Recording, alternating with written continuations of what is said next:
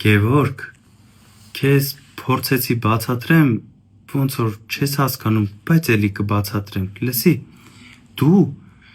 էմոցիոնալ, հոգեպես պատրաստ չես նախարար աշխատելու, անկեղծ եմ ասում քեզ։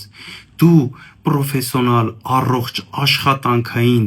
քննադատությանը պատրաստ չես։ Տանում ես ինչ-որ անձնական դաշտ, մարդիկ հաց են կերել, հա, հաց են կերել, կուշտ են, աշկները կուշտ ա, մեզ բոլորիս կուշտ ղեկավար ա պետք, որ մեր մնացած բոլոր հայրենակիցներն էլ կուշտ լնեն։ Լսիր,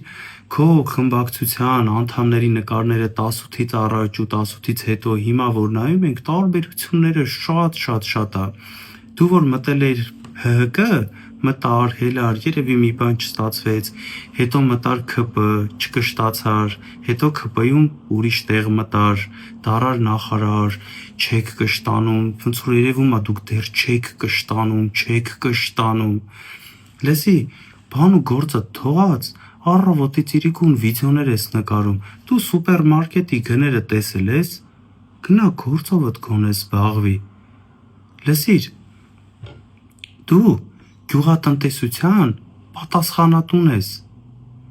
Դու չգիտես, ես քեզ ասեմ, գինին լինում ա խաղողից, մնացած մրգերից քո ասած 13 միլիոն ոնց որ ասեցիր արտահանում է եղել, էդ գինի չի, էդ սիդր ա,